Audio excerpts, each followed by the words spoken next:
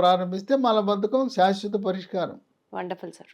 కనుక ఇది ఇప్పటివరకు మీకు దీర్ఘకాలికంగా ఆ మందులు ఈ మందులు వాడుతూ ఉంటే మీరు థైరాయిడ్ పరీక్ష చేయించుకోకపోతే ఒకసారి చేయించుకోండి.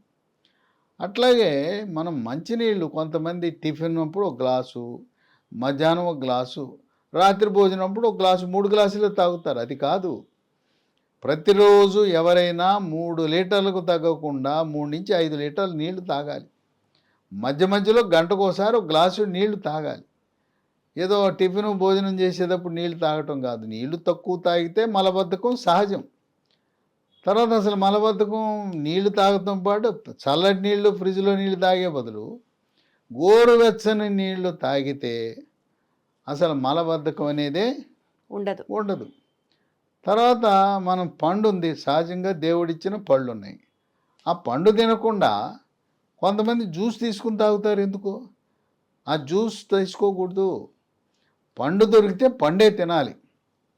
బత్తాయి పండు ఉంది, కమలా పండు ఉంది, బంగారంలాగా ఒలుచుకుని తొనలు తినకుండా దీని రసం తీసి ఆ పిప్పంతా బయట పారేస్తే మలబద్ధకం రాకేమొస్తుంది?